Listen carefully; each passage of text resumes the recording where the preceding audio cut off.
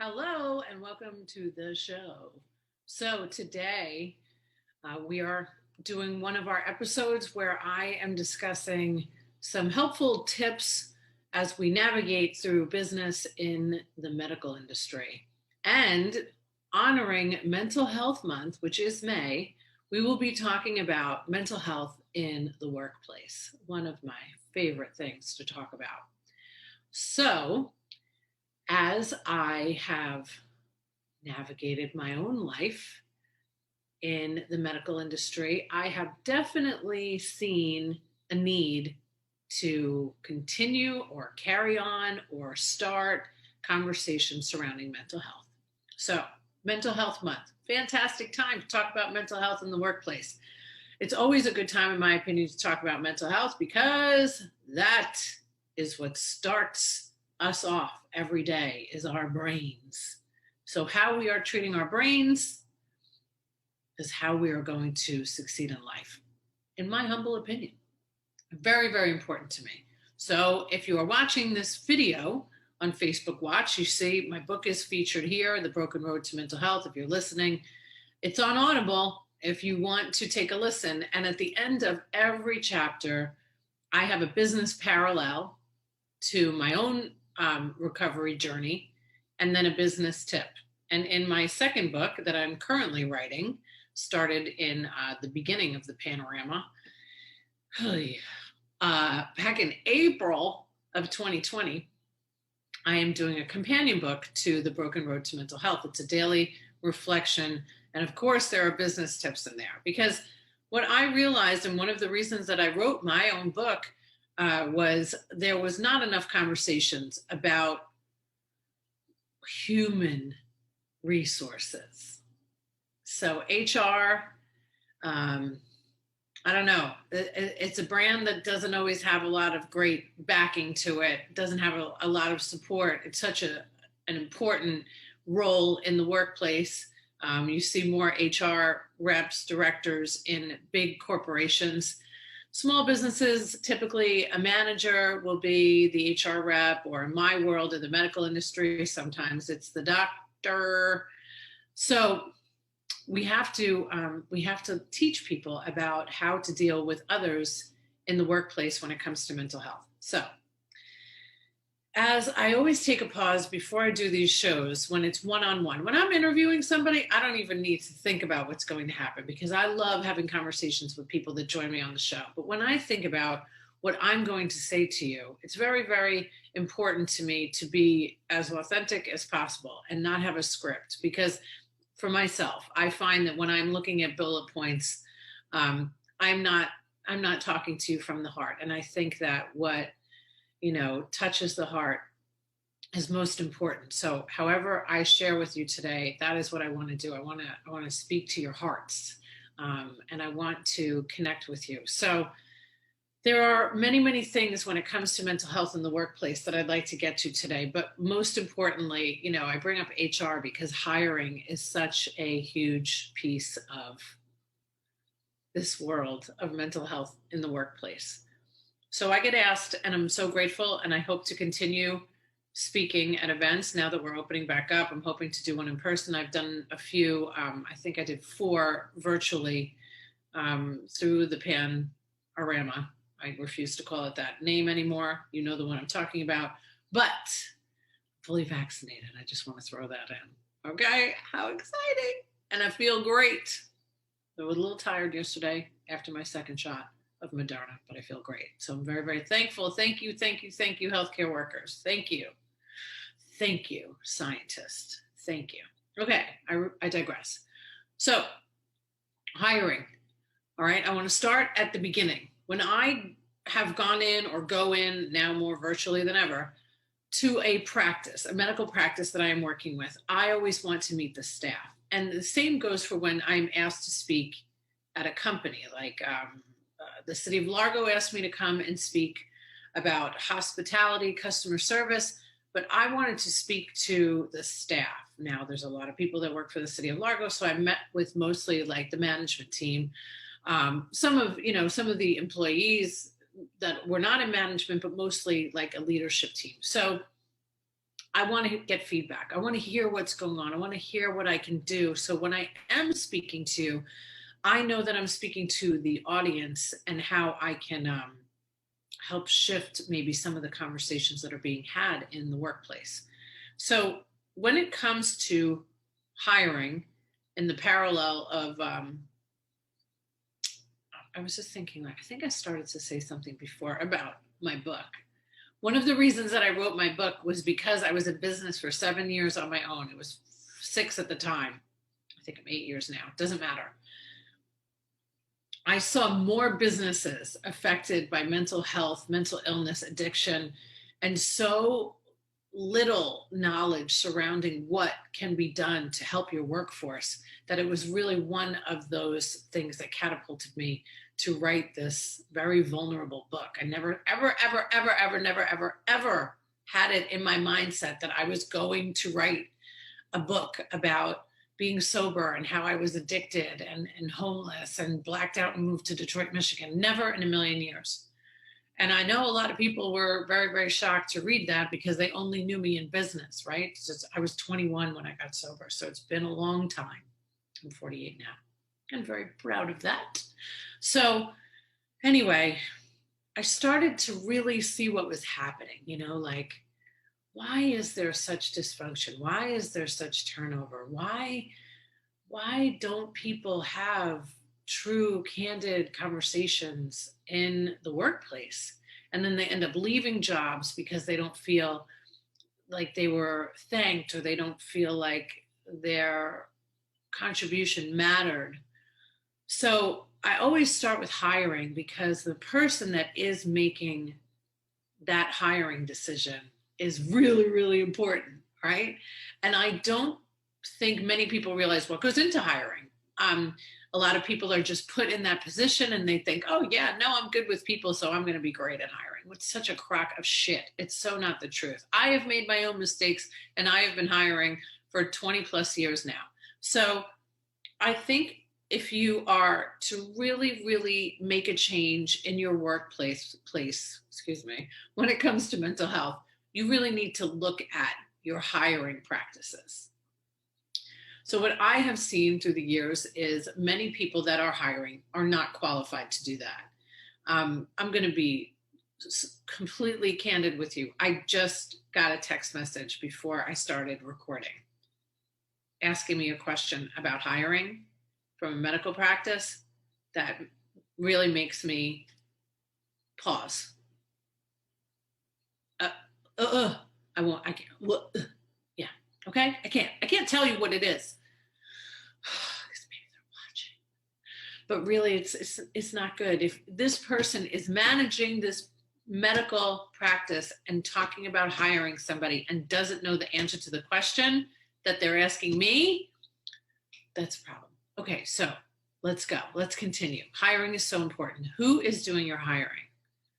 And if it is an HR rep, if it is a big company where you can afford to have a human resource director or manager, are they just there to do policies and procedures, the handbook, the employee health benefits, or are they the ones that people go to when they're in crisis? Because if they are the ones that people go to when they are in crisis, which if you want to look back on the last year, I'm going to go with, there's been a lot of crisis, everybody, for 1,000, okay? I have to change my joke. I always used to say for 1,000, Alex, and poor Alex Trebek has passed away. We've had a tough time over the last year. We even lost Alex Trebek. So I really, really think whoever is pinpointing somebody to do the hiring, think about who they are as a human being. Do they have great personal relationships in their own lives? Are they suffering from their own crisis? Are they trying to work things out within themselves, and then they're going to bring somebody on into your organization that's going to lead, or whatever it is, whatever the role is? It is such an important role. I cannot stress it enough. So whoever is doing your hiring is a very important person at your office. And if you are smart and use a recruiting company, which I highly recommend, and it don't have to be me, because the truth is I don't like doing it. I don't get paid enough to be tortured by trying to get a good human being to come into your organization. So hiring is really important. What resources do you have for people that are in crisis? What are they?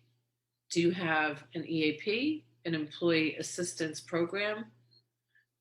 Do you have a resource for somebody who has just lost somebody and is grieving, who has lost a child? I mean, we just celebrated Mother's Day. There are a lot of mothers out there today that are not happy because maybe they have lost a child. What resources do you have to help those people? Okay, somebody's addicted. In the practice that I ran for 8 years, there was a time that somebody was abusing drugs on the job. It was brought to my attention, and thank goodness, because I'm a sober woman, and I know that there is a big book of Alcoholics Anonymous that has a chapter called To Employers. I went back, I read the chapter, I got our EAP, I hooked this person up with some counseling sessions. She stayed on the job for a while longer, and it was helpful. That person actually was, being abused. There was domestic violence in the house. So what resources do you have to help somebody? When you find out somebody suffers from depression or anxiety or has had an addiction or whatever it has been, are you judging them? Because you know what happens when the finger is pointing at you. They be 3 fingers pointing back at yourself. So we really have to incorporate some more humanness into this workplace of ours. My goodness. If you see somebody today that is suffering from an ailment, do you use that against them in their job? Now, this is I'm going to hip you to a little something, so come a little closer. The people that I speak to after I speak at a mental health event tell me all the things wrong that's happening in their companies. And I am like, what? You don't feel safe. You don't feel like you could share that you are having an episode of depression and that you need to have a day off so you could go seek some outside help because you're afraid that you're not going to get that promotion. You're afraid that you're not going to get that job, or you're afraid to call in sick and you're not actually physically sick, but oh my God, you just suffered something terrible in your life, but you're afraid. People are so afraid at work. Makes me pause. Okay. You need to get more educated about resources. So whatever community that you are in, you know that there's a resource out there called 211 that everybody can dial. In every single organization, I just literally had the police department run through my brain. How many suicides do we have to see in police departments? It's not just the ones here in Tampa Bay. It's all over the place. The suicide rate for police officers is so high. The suicide rate for physicians is extremely high. The suicide rate for attorneys is extremely high. Addiction, overdoses, opioid crisis, it goes on. And if we don't start, can you see how passionate I am about this? Or can you hear it if you're listening? It really stirs me up. It's happening. It's too much. So we really need to take this time, especially during this mental health month, and carry it through for eternity. There should not, I'm glad there's a mental health month because it gives us an opportunity to have more open, candid conversations.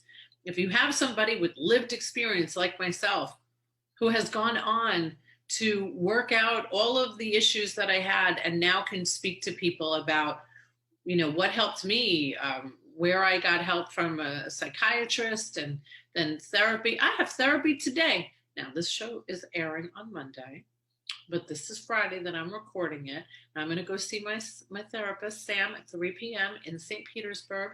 I am fully excited about every therapy appointment I have, and I have no problem sharing it because the only way to normalize mental health is to talk about it. I I'm feeling good today. Feeling good, like I should. Feeling blessed, never stressed. Didn't think you were going to get a little song there, did ya? But that's how good I'm feeling. I feel great. I'm fully vaccinated. The world is reopening. You know, it's a gorgeous day here in Tampa Bay State. It's Mother's Day weekend. I'm going to spend the weekend with my mom. We're going to go to a hotel in the Hilton in Clearwater Beach. I'm excited. There's nothing wrong. I'm going to my therapist for prevention. Why wait until you're in a crisis to get help? And I've been able to talk about past trauma and all the things that I've gone through during this panorama. It's wonderful. So therapy actually works, people. Okay, I digress. So an EAP counselor. If you're a company that can't afford EAP counselors, I get it. Can we talk about some of the apps that are available? All right, let's forget about even the apps or spending any money. Here's what you can do, employers. Have meetings with your team. Okay, right now, one of the biggest conversations that I'm having is people entering back into the workforce after working from home for over a year. Some people don't understand why they have to come back to the office because they've been able to figure out a way to do it remotely for a year. And they have felt very comfortable working from home. They get to walk their dog during lunchtime. Maybe they get to see their husband like I do some days during lunchtime when we're on the same schedule. He works for UPS. It's lovely. You can work from outside, some natural light coming in. There's so many things that we can do remotely. Now, that said, not everybody feels that way. There are people that have said to me, I can't wait to get back.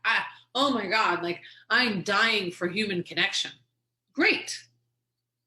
Not everybody's like that.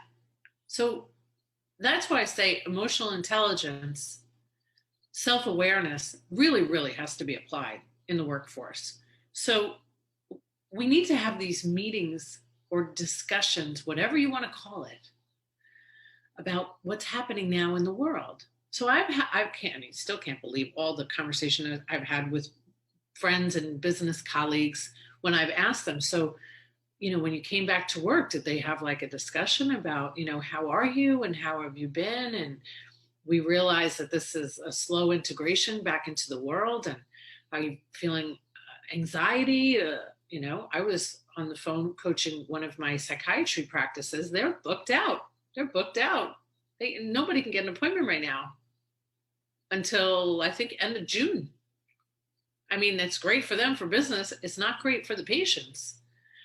People need help today. We need to be way more conscious of this. We need to have open conversations. And it really doesn't have to be anything but, hey guys, we just want to get together and break bread with you.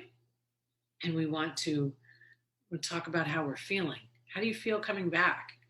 How did you feel working remotely? What can we do? Instead of making the decision of, maybe we'll do a hybrid model, or maybe you'll come back 2 days a week or 3 days a week or whatever it is.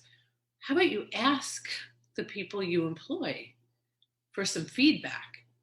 They'll tell you if you ask them with no judgments. You have to say it. You have to say, listen, we're just trying to get a sense of how everybody's feeling. We want to do right by our staff. How are you guys doing? How would you feel about coming back 4 days a week instead of 5, or 5 days a week, or maybe Mondays you work from home? How does it feel to you? Maybe we can do something individualized. I'm telling you, if you're not having those conversations right now, you're doing yourself and your staff an injustice, because everybody's talking. Just go on TikTok. See how many videos are being made about it. It's incredible. So having communication with your staff about anything that is happening. If you decide to fire an employee that has been there for 2 years, don't pretend it hasn't happened. Tell the staff. You don't have to tell them why, but you can maybe just say, you know what? It hasn't really worked out. We have other visions for our business that can't be met by this employee, and they're moving on to brighter pastures, and we're thrilled for them and we want to support them. But don't pretend it didn't happen, because this is what goes on around the office. So, that whole closed door policy that you say is open door, Please open that door. Have a Zoom meeting with everybody. Don't force people to share, obviously. Make something anonymous. Tell them that they can, fill out a survey. There's so many great options on, I think it's called like Survey Monkey, something like that. Something with a monkey. I call my dog Monkey. He's laying right next to me. All right, so mental health in the workplace. We need to have some more conversations. What is your policy right now with mental health benefits? Do you have mental health benefits at your company? Have you shared your own vulnerability with somebody? Not everybody's comfortable with that. Not everybody is out there as I am. I get it. I don't expect anybody to, but do you realize how many people you could help if you decided to share some of maybe things in your life that weren't so great? How much that would help somebody else? But sometimes when you're the leader or you're the boss, people look at you, like you're some type of hero. And we're all just human beings trying to get by, and we've all gone through a tremendous time over this last year, some more than others. A lot more have had it a lot worse than I have. That is for damn sure. So really, during this time, we really need to take into account what people have gone through this panorama, and how we can be better employers, how we can be better managers, how we could be better leaders. Because without these great human beings that show up to do work for you every day, we wouldn't be able to have a business. So I would highly encourage you, if you need help, you can reach out to me. 100% happy to come in and talk to you all about mental health in the workplace. I've done it many times and plan on doing it more. It's very, very important. Those conversations that you're having with your team is everything. People will stay with you for many, many years if you give them a safe space to share and be who they are and have some compassion. Compassionate leadership is the way to go today, people. Thanks, everybody, for tuning in. So don't forget, if you mention that you have seen the show or listened to the podcast, Thai Technology, 3 months for free.